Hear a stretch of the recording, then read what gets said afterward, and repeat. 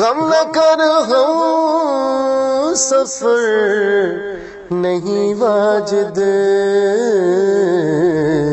تیرا سایہ تو تیرا ہمدم ہے۔ اصل میں دیکھو، سب سے پہلے تو ہمیں یہ پتا ہونا چاہیے نا کہ ہم کر کیا رہے۔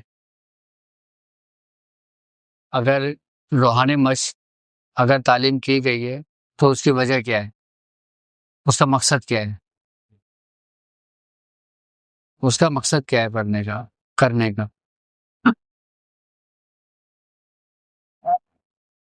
جس طریقے سے میں نے پہلے طریقے بتایا تھا کہ ایک پیپر لے کے اس پر ڈاٹ لگا دے، اس کا مقصد صرف اور صرف یہ ہے کہ آپ نے جو نا اپنی یکسوئی کو، اپنی سوچ کو نا ایک جگہ پہ مرکوز دے کر آنا ہے، اپنی سوچ کی۔ یعنی کہ جو ہمارے دل میں خیالات، جو وسوسے آتے ہیں نا، ہمیں اپنے دل اور اپنے اندر کے جو وسوسے ہیں نا، جو خیالات ہیں، جس کو ہم فاسدہ کہتے ہیں، خیالات فاسدہ جو ہوتا ہے نا، ہمیں اس کو ختم کرنا ہے۔ اچھا، ہم خیالات کو اگر روکیں گے نا تو یہ اتنا ہی آئیں گے۔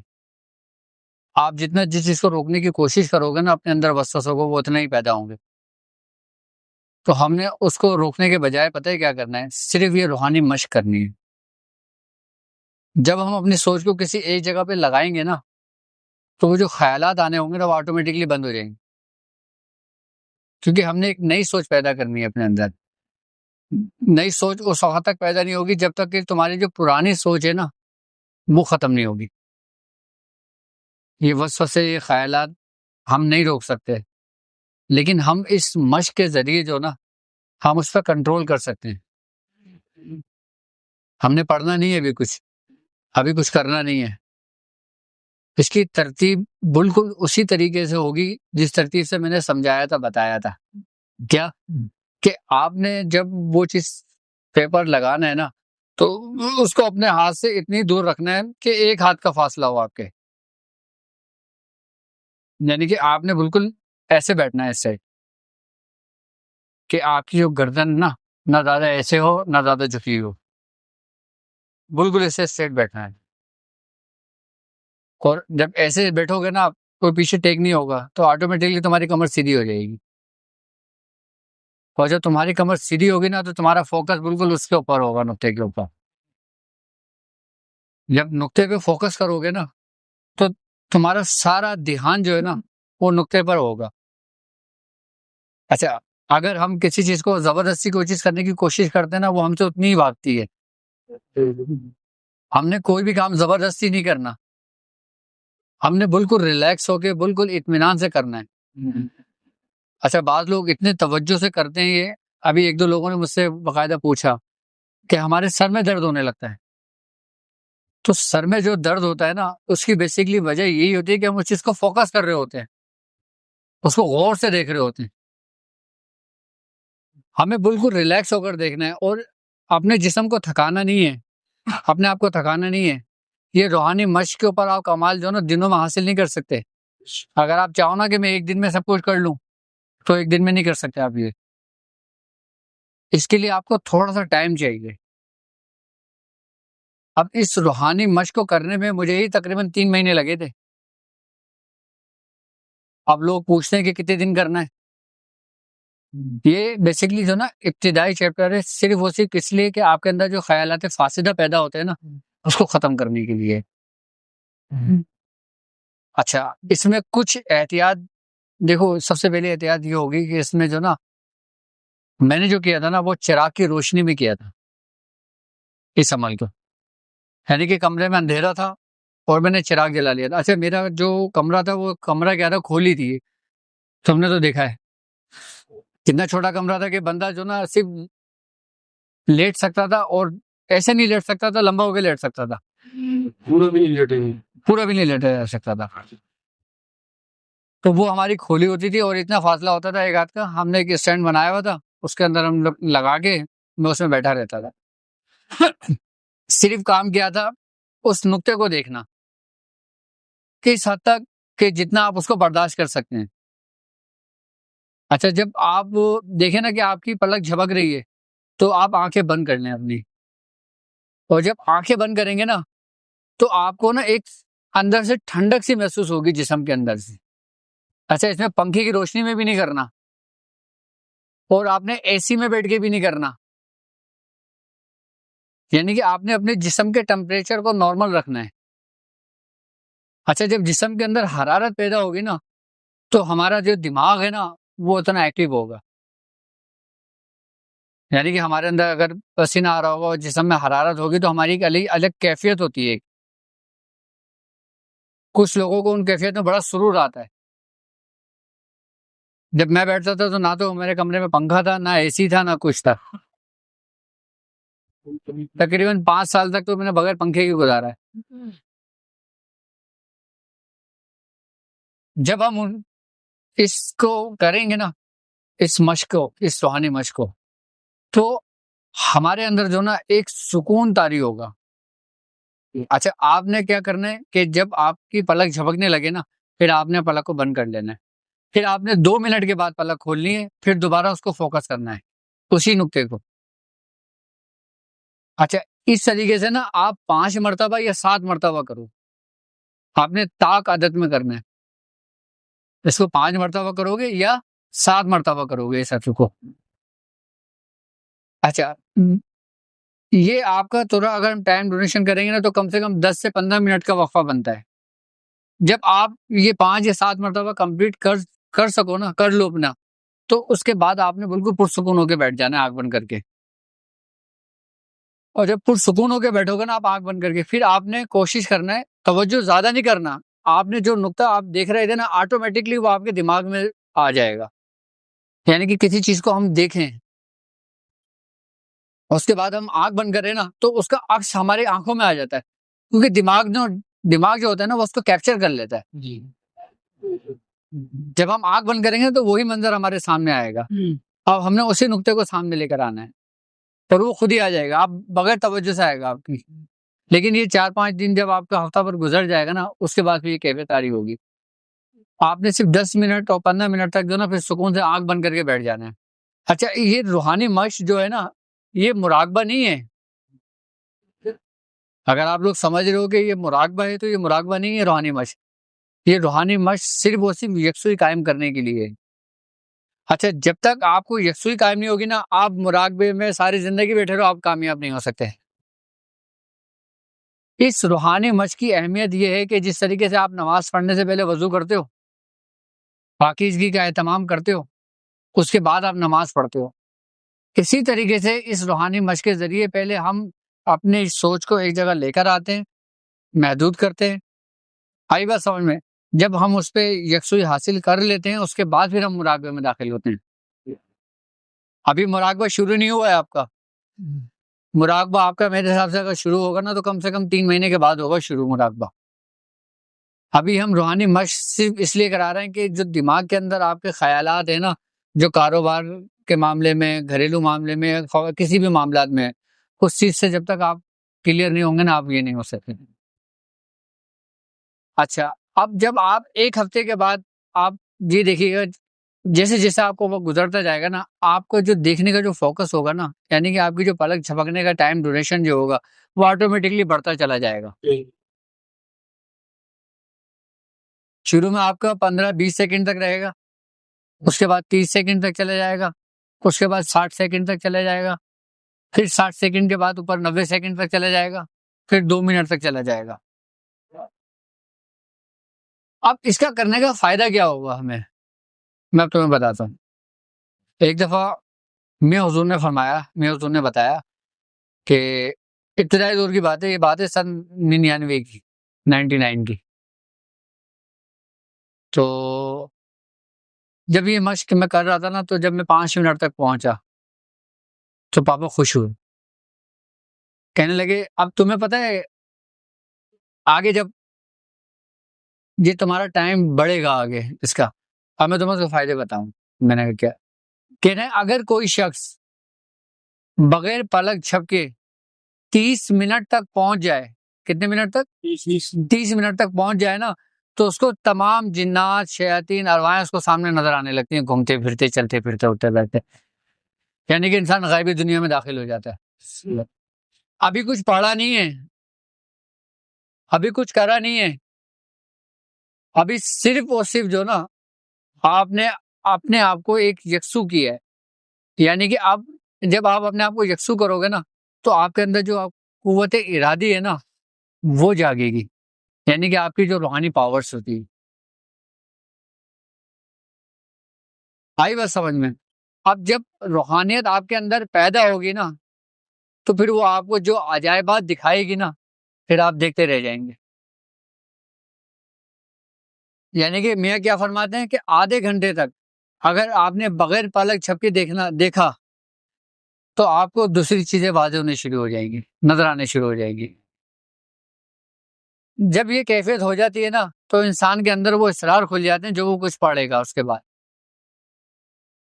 یہ صرف دیکھنے کی مشق میں آپ کو بتا رہا ہوں، یہ روحانی مشق جو ہے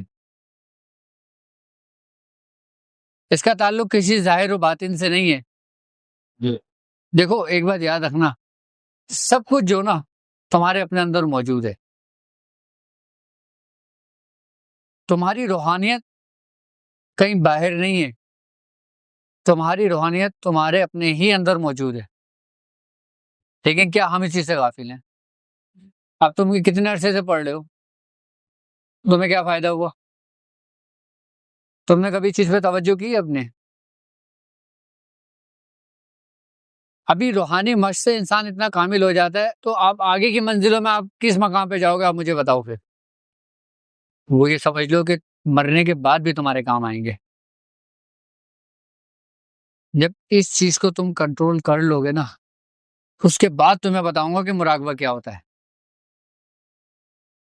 اور مراقبہ کس طریقے سے کیا جاتا ہے اور مراقبے کے کتنے درجے ہیں، مراقبے کی کتنی منزلیں ہیں. مراقبے کی 100 منزلیں ہیں، پتہ ہے آپ کو؟ اور مراقبہ کتنے طریقوں سے کیا جاتا ہے. مراقبہ غوثیہ کیا ہے جو خاندان قادریہ کا ہے.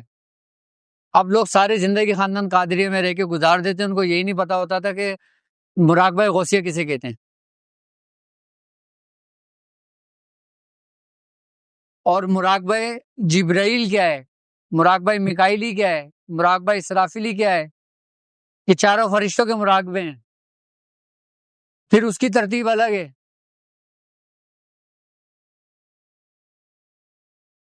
آپ کا پورا سلوک جو نا صرف آپ مراقبے میں طے کر سکتے ہو اپنا. آئی بات سمجھ میں؟ جب ابتدائی دور میں ہمارا جو سلسلہ شروع ہوا تھا نا وہ ہمارے میاں حضور نے جب مراقبہ مجھے تعلیم کیا تھا اس روحانی مشق کے بعد، وہ مراقبہ نفسی تھا. کیا تھا؟ مراقبہ نفسی تھا. وہ جب مراقبہ نفسی میں نے کیا تھا نا اس کے بعد سے مراقبہ قلبی کرایا تھا. اب پتہ ہے لوگوں کو مراقبہ نفسی کسے کہتے ہیں اور قلبی کسے کہتے ہیں. جب انسان اس ترتیب سے پورا مراقبہ کرتا ہے نا اس کے بعد جا کے اس کو مراقبہ غوثیہ عطا ہوتا ہے. مراقبہ غوثیہ وہ ہے جو حضرت سیدنا شیخ عبد القادر جیلانی رضی اللہ تعالیٰ عنہ کے قلب سے منسلک ہوتا ہے. جو شخص مراقبہ غوثیہ کرنے بیٹھتا ہے نا تو اس کی جو توجہ ہوتی ہے نا وہ حضرت سیدنا شیخ عبد القادر جیلانی رضی اللہ تعالیٰ عنہ کے قلب پر ہوتی ہے اور وہ سرکار غوث پاک کے قلب سے فیض حاصل کرتا ہے. اب وہ مراقبہ کتنے کمال کا ہوگا جو مراقبہ غوثیہ ہوگا.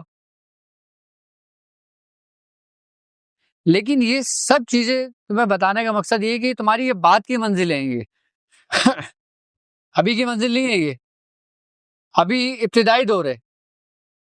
اب تم میٹرک کے اسٹوڈنٹ اگر تم پہلی کلاس کے بچے کو میٹرک کی کتاب اس کے ہاتھ میں تھما دو گے تو اس کے کیا سمجھ میں آئے گی؟ وہ 1-2 دن پڑھے گا اس کے بعد اٹھا کے رکھ دے گا، اس کے کہے گا بھائی مجھے تو سمجھ سے باہر ہے، میرے سمجھ میں آئے گی اس کے. لیکن اگر آپ میٹرک کے پہلی کلاس کے بچے کو اگر آپ پہلی کلاس سے ہی لے کے چلو گے تو اس کو ہر کلاس کے سبجیکٹ سمجھ میں آئیں گے. یہ اسی طریقے سے پوری ترتیب ہے. اس سفر میں اگر میرے ساتھ چلنا ہے نا تو یہ سمجھ لینا کہ تمہیں کم سے کم 7 سال چاہیے. کتنے سال؟ 7 سال چاہیے. لیکن اس 7 سال میں جو نا تمہاری دین، تمہاری دنیا، تمہارا آخرت سب کچھ سنور جائے گا. لوگ ساری زندگیاں گزار دیتے ہیں قبرستانوں میں ادھر ادھر، 40 سال گزار دیتے ہیں، پوری زندگیاں پڑھتے ہوئے گزر جاتے ہیں. لیکن بعد میں پھر کیا ہوتا ہے کہ وہ وہیں کھڑے ہوتے ہیں جہاں سے چلے ہوتے ہیں. اس کی وجہ کیا ہوتی ہے؟ ان کی وجہ کیا ہوتی ہے کہ وہ توجہ نہیں کر رہے ہوتے کیا. لیکن ایک بات یاد رکھنا، آپ جو کچھ پڑھتے ہو نا اس کا ثواب ضرور ملتا ہے آپ کو، کیا؟ لیکن اگر آپ پڑھنے کے ساتھ ساتھ غور و فکر اگر کرتے ہو نا تو اس کے اسرار آپ کو ملتے ہیں. پھر آپ ایک بات بتاؤ کہ دنیا کا علم کیا ہے؟ دنیا کا علم صرف جو نا 2 باتوں میں ہے. پورے دنیا کا علم لے لو،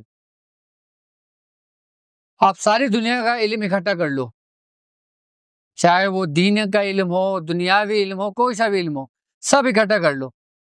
کیا آپ کو رب ملا؟ کیا آپ نے اپنے رب کو پایا؟ اور اگر آپ نے اپنے رب کو نہیں پایا، سارا علم اکٹھا کر لیا، تو کس کام کا علم آپ کا؟ اور اگر علم آپ نے اگر دولت کے لیے استعمال کیا تھا تو فرعون کے پاس دولت کم تھی کیا؟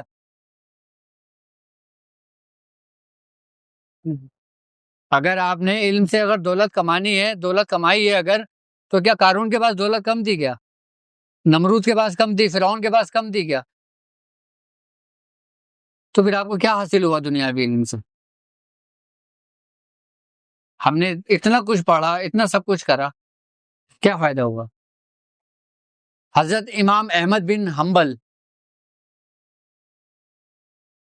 آپ اپنے وقت کے جو نا امام تھے، اور آپ کا یہ مقام تھا کہ آپ کے ساتھ اس وقت کے جید علماء کرام جو نا ہم اس ایک وقت ایک ساتھ رہا کرتے تھے. تو حضرت امام احمد بن حنبل جو نا ایک مرتبہ کیا واقعہ پیش آیا کہ آپ جو نا گلی میں دوڑنے لگائی آپ نے، اور ایک فقیر کے پیچھے. کس کے پیچھے؟ ایک فقیر کے پیچھے. آپ اس کے پاس بیٹھ جایا کرتے تھے. تو لوگوں نے اعتراض کیا علماء کرام نے کہ حضرت آپ اتنے بڑے وقت کے امام ہو کر اور اس فقیر کے پیچھے بیٹھ جاتے ہیں جس کو نہ شریعت کا پتہ ہے نہ طریقت کا پتہ ہے. آپ نے ان کی طرف دیکھا اور مسکرایا. آپ نے فرمایا کہ امام احمد بن حنبل جس رب کو جانتا ہے نا، جس رب کو مانتا ہے، بشر حافظ اس رب کو جانتا ہے، اس کو پہچانتا ہے. بشر حافظ، وہ بشر حافظ تھے، وہ بزرگ جو ملنگ تھے، جو مغزوب تھے. کون کہہ رہا ہے یہ بات؟ اب حضرت امام غزالی رضی اللہ تعالیٰ نے کی بات بتاؤں. امام احمد غزالی آپ کیا فرماتے ہیں؟ آپ اپنے آخری وقت میں فرماتے ہیں کہ میں نے اپنی ساری زندگی ضائع کر دی. تو لوگوں نے پوچھا حضرت آپ یہ کیا بات کر رہے ہیں؟ آپ نے کتنی کتابیں لکھی ہیں؟ کتنی تصانیف ہیں آپ کی؟ کہ جتنی آپ کی عمر ہے اس سے زیادہ آپ نے کتابیں لکھی ہیں. مطلب انسانی عقل دنگ رہ جاتی ہے کہ اگر آپ کی تصنیف کا مطالعہ کیا جائے. آپ کیا فرما رہے ہیں یہ بات؟ میں نے ضائع کر دی. کیوں کہا آپ نے؟ آپ نے یہ فرمایا کہ میں نے اپنے رب کو، اپنی روحانیت کو اپنے آخری اشعے میں سمجھا کہ یہ کیا ہے، کہ اب میری دنیا، میری زندگی مجھ سے وفا نہیں کر رہی. حضرت امام اعظم ابو حنیفہ کتنے بڑے امام ہیں آپ؟ آپ فرماتے ہیں کہ اگر نعمان کو 2 سال نہیں ملتے نا تو اس کی زندگی پوری کی پوری بیکار ہو جاتی. وہ 2 سال کون سے تھے جو آپ نے امام جعفر صادق رضی اللہ تعالیٰ عنہ کی خدمت میں گزارے؟ اب امام اعظم ابو حنیفہ کا مقام کیا تھا؟ آپ وقت کے امام ہو گئے یہ بات کر رہے ہیں کہ میں نے پوری زندگی ضائع کر دی، اگر 2 سال مجھے نہ ملتے تو میں ہلاک ہو جاتا. اگر مجھے وہ 2 سال نہ ملتے نا جو میں نے حضرت امام جعفر صادق رضی اللہ تعالیٰ عنہ کے دربار میں گزاری، ان کی خدمت میں، تو نعمان ہلاک ہو جاتا. تو وہ 2 سال میں کیا تھا ایسا؟ یہ وہی علم لدنی تھی، یہ وہی تصوف، وہی معرفت کا علم تھا. یہ سب کچھ ہمارے اپنے اندر موجود ہے، لیکن ہم اس چیز سے غافل ہیں. لیکن ابھی ہم نے اپنے آپ کو ابتدائی دور سے لے کے چلنا ہے. جب تک ہماری بنیاد مضبوط نہیں ہوگی نا، ہم کسی منزل پہ نہیں پہنچ سکتے. یہ آپ کی بیس ہے، یہ آپ کی بنیاد ہے. اگر آپ کی بنیاد، آپ کی بیس مضبوط نہ ہو تو آپ بلڈنگ کھڑی کر لو گے؟ کبھی بھی نہیں کر سکتے آپ. لیکن اگر آپ کی بنیاد، آپ کی بیس مضبوط ہوگی، آپ کیا کر لو گے؟ آپ 3 منزلہ بھی کھڑا کر لو گے، 4 منزلہ بھی کر لو گے.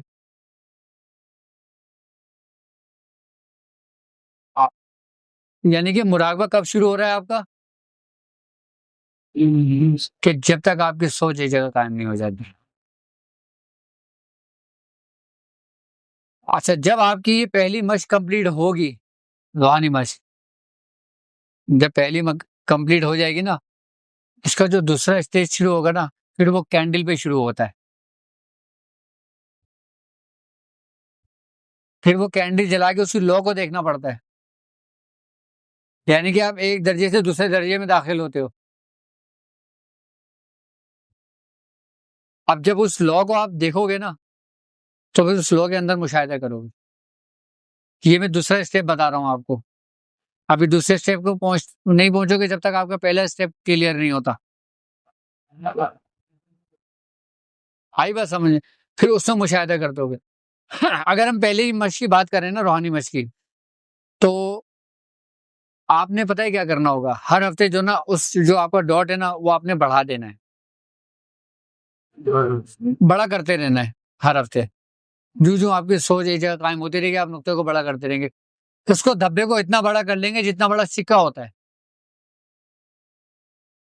اب جب اس کے برابر آ جائیں گے نا جو سکہ ہوتا ہے، پھر آپ جب اس کو دیکھیں گے نا، اس دھبے کو، تو پھر آپ اس دھبے میں مشاہدہ کریں گے. مشاہدہ کیا کریں گے؟ جب آپ کی یکسوئی قائم ہوگی نا، پھر وہی کچھ نظر آ رہا ہوگا جو اس میں ہوگا. ابتدائی دور میں جب دھبا بڑا ہوتا ہے نا، تو اس میں اس کو مختلف صورتیں نظر آتی ہیں، عجیب عجیب شکلیں نظر آتی ہیں. کیا میں حقیقت بتا رہا ہوں آپ کو؟ اس میں بھی دھبا جو ہوگا نا، اس میں آپ کو مختلف شکلیں نظر آئیں گی. اس روحانی مشق کے ذریعے آپ استخارہ بھی کر سکتے ہیں.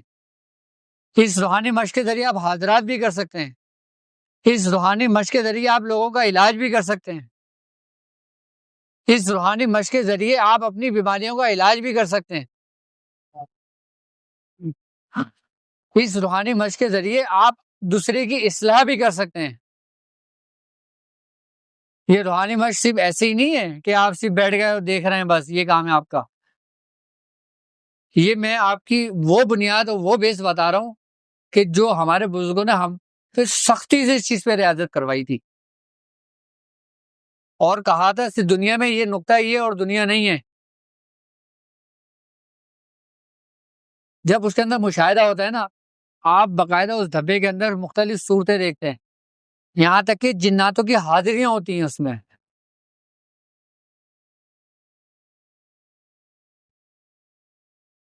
جب آپ کی پلک جھپکنے کا جو ٹائم ڈیوریشن ہے نا، جب یہ بڑھے گا نا آپ کا، ابھی ہمارا دماغ جو نا، نارملی انسان کا دماغ 1% کام کرتا ہے.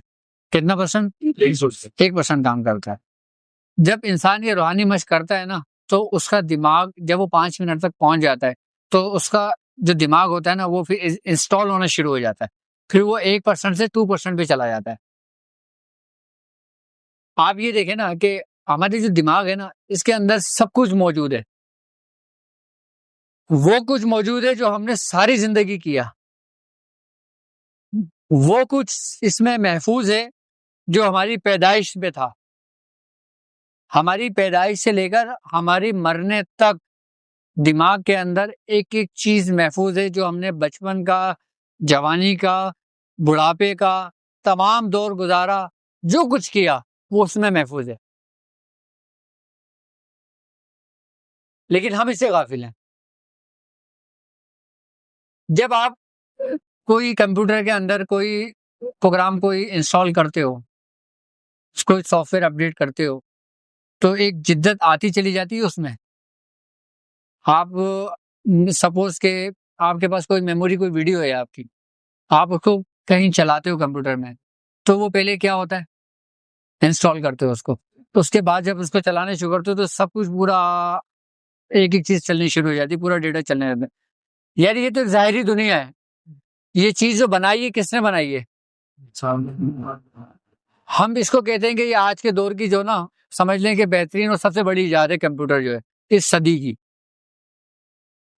لیکن اس کو نہیں دیکھتے جس نے صدی کو اس کمپیوٹر کو ایجاد کیا، بنایا جس دماغ نے. البیرونی کا جو کلیہ جو قانون تھا نا، تو اس قانون کے تحت کمپیوٹر تشکیل دیا گیا ہے. آپ کو پتہ ہے یہ کیلکولیٹر تشکیل دیا گیا ہے. البیرونی کون تھا؟ مسلمان سائنسدان تھا. جتنی بھی بڑی جو ایجادات ہے نا وہ ساری مسلمانوں کے سارے ہیں. کیوں؟ کیونکہ انہوں نے جو نا قرآن کی اس آیت پہ عمل کیا ہے. اللہ رب العزت فرماتا ہے کہ غور و فکر کرنے والے کے لیے اس میں نشانیاں ہیں. ہم اسی سے غافل ہیں. اب اللہ تعالیٰ نے کہا ہے نا قرآن سورہ رحمان میں کہ اے جن و انس اگر تم سے ہو سکے نکل جاؤ تو نکل جاؤ زمین اور آسمانوں کے کناروں سے. کیا کہ اگر تم نکل سکتے ہو تو تم نکل جاؤ زمین اور آسمان کے کناروں سے. تم جہاں بھی جاؤ گے تمہارے رب ہی کی حکومت ہے.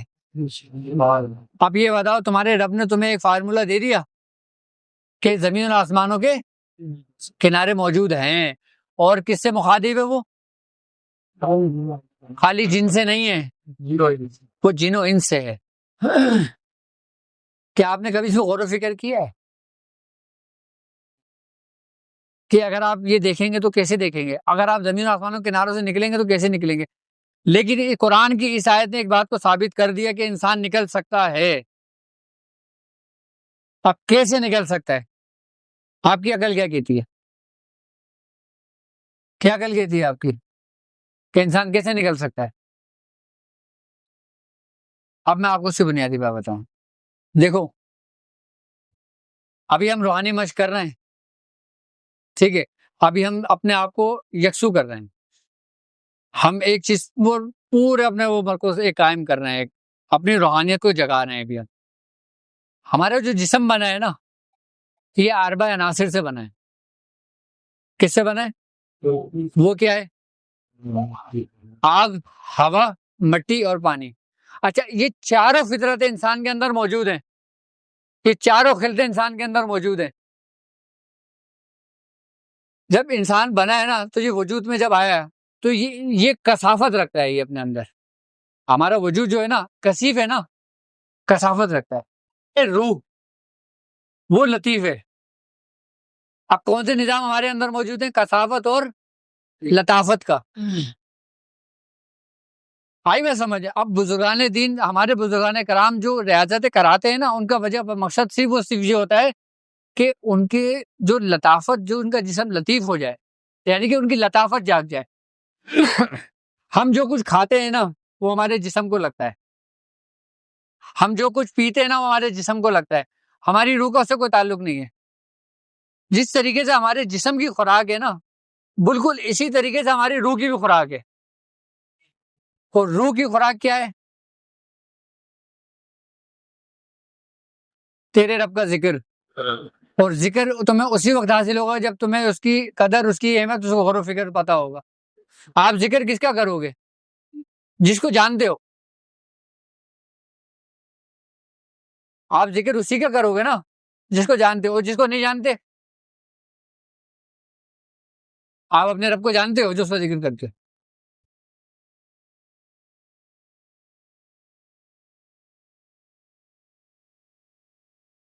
آپ اپنے رب کو جانتے ہو جس کا ذکر کرتے ہو. رب کو جانتے ہو اپنے. جس دن تم رب کو جان لو گے نا اس دن قرآن کی وہ آیت ہے فاسکرونی استغفرکم، بس تم میرا ذکر کرو اور میں، یعنی کہ دونوں ایک دوسرے کو جان گئے. ابھی صرف ہم وہ تو ہمیں جانتے ہیں لیکن ہم اس سے غافل ہیں. ہمیں ہمارے بزرگوں نے ہمارے ماں باپ نے ہمیں جو بتا دیا نا ہم بس اس پہ عمل کر رہے ہیں. ہمیں نہیں پتا ہم کیا کر رہے ہیں کیا نہیں کر رہے. لیکن جس دن ہم اپنے رب کو جان جائیں گے نا اس دن وہ ہمارا بھی ذکر کرے گا. پھر اب وہ تمہارا ذکر اسی وقت کرے گا نا کہ جب تم اپنے آپ کو مخصوص کر دو گے. کیسے مخصوص کرو گے؟ نبی کریم صلی اللہ علیہ وآلہ وسلم کی حدیث ہے، آپ نے فرمایا کہ جس نے پہچانا اپنے نفس کو اس نے پہچانا اپنے رب کو. یہ کلیہ ہے رب کو جاننے کا. ذکر کرنا اس کو جاننا نہیں ہے. ذکر کرنے سے تو آپ کو دل کو اطمینان ملے گا خالی کہ میں ایک ایسے رب کا ذکر کر رہا ہوں کہ جس نے مجھے پیدا کیا ہے لیکن میں ابھی اس کو جانتا نہیں ہوں. آپ پہچانو گے کب؟ کہ جس دن آپ نے اپنے نفس کو پہچان لیا. جب آپ کا مراقبہ نفسی شروع ہوگا نا پھر آپ کو اہمیت پتہ چلے گی کہ آپ کا رب کون ہے. پھر آپ جانیں گے کہ آپ کا رب کیا ہے. وہ آپ کو ڈراتا بھی ہے، وہ آپ کو آزماتا بھی ہے، وہ آپ سے محبت بھی کرتا ہے، وہ سب کچھ کرتا ہے آپ سے، لیکن ہم اس سے غافل ہیں. ہم کہیں اگر لکھا ہو خبردار کہ میری آنکھ آپ کو دیکھ رہی ہے، آپ کتنا محتاط ہو جاتے ہیں، پورا سیرو کے کھڑے ہو جاتے ہیں. کوئی ایسی اگر کچھ کرنا بھی چاہیں تو ہم نہیں کر سکتے. وہ تو ایک ظاہری آنکھ دیکھ رہی ہے. اور جو عین اللہ ہے، وہ جو اللہ کی آنکھ ہے، اس سے ہم غافل ہیں. مزے کی بات یہ ہے جس دن ہمیں اس کے ہونے کا یقین ہو گیا نا اس دن آپ کی زندگی سنور جائے گی. جس دن ہمیں اس کے ہونے کا یقین ہو گیا ہماری اب یہ یقین کیا ہے؟ آپ کی پوری روحانیت جو نا اس یقین میں محفوظ ہے، اس یقین میں پوشیدہ ہے. یقین کے 3 مراحل ہیں. ایک ہے یقین، ایک ہے عین الیقین، ایک ہے حق الیقین. یقین یہ ہے کہ میں اللہ ہے، اللہ ایک ہے. یہ ہمارا ایمان بھی ہے اور ہمارا یقین بھی ہے. اچھا آپ یہ دیکھیں اگر آپ دلیل میں پڑ جائیں گے نا تو آپ یقین کا سفر شروع نہیں کر سکتے. آپ دلیلوں میں نہیں پڑھنا. اگر آپ دلیلوں میں پڑھ گئے نا کہ اگر رب ہے تو کیسا ہے، کیوں ہے، کیا ہے، یہ کیوں بنایا، وہ کیوں بنایا، یہ کس لیے تھا، وہ کس لیے تھا، اس چیز سے نکل جاؤ. آپ جو بزرگان دین، جو علماء کرام، بڑے بڑے لوگ اس دلیل کے آگے آگے پھنس چکے ہیں اور پھنس گئے، اور جو لوگ اس دلیل سے نکل گئے نا وہ سمجھ لیں کہ وہ کامیاب ہو گئے کیونکہ ان کا یقین کا سفر شروع ہو گیا. ابھی یقین کا سفر شروع ہوا ہے، ابھی عین الیقین کا شروع نہیں ہوا. عین الیقین کیا ہے؟ کہ دیکھ کر یقین کرنا. اب اس کی مثال ایسے ہے جیسے ایک مٹکے میں پانی رکھا ہوا ہے. اب میں ان سے کہہ رہا ہوں کہ یہ مٹکے میں پانی ہے، یہ یقین ہے، ان کو بھی یقین ہے، مجھے بھی یقین ہے کہ پانی ہے. اب عین الیقین کیا ہے کہ میں نے ان سے کہا کہ یار تم جا کے دیکھ کر آؤ کہ پانی اس میں ہے یا نہیں ہے. اب یہ گئے، یہ دیکھ کر آئے، انہوں نے مجھے آگے بتایا کہ بھائی تو یہ پانی ہے. اب مجھے یقین ہو گیا کہ یہ بندہ دیکھ کر آئے کہ یہ عین الیقین ہے. اب حق الیقین مجھے کب ہوگا؟ جب میں خود اٹھوں، خود جاؤں، خود ڈھکن کھولوں، خود دیکھوں. یہ حق الیقین ہے. کیا تم نے اپنے رب کو ایسا دیکھا ہے؟ کیوں؟ کیونکہ تم ابھی اپنے نفس میں اٹکے ہو. اور نفس کا ذکر جو نا دنیا کے ہر مذاہب میں موجود ہے. نفس کشی دنیا کے ہر مذاہب میں موجود ہے اور باقاعدہ تمام دنیا کے ہندو ہوں، کافر ہوں، یہودی ہوں، کوئی بھی ہوں، تمام اس میں ریاضتیں اور مشقیں کراتے ہیں. مطلب بنیادی لوگ بولتے ہیں کہ نفس ہی ہے سارا. اب جب اپنے آپ کو ایک جگہ پر قائم کر دو گے تو آپ ہر چیز پہ کنٹرول کرنے پہ قادر ہو جاؤ گے. آپ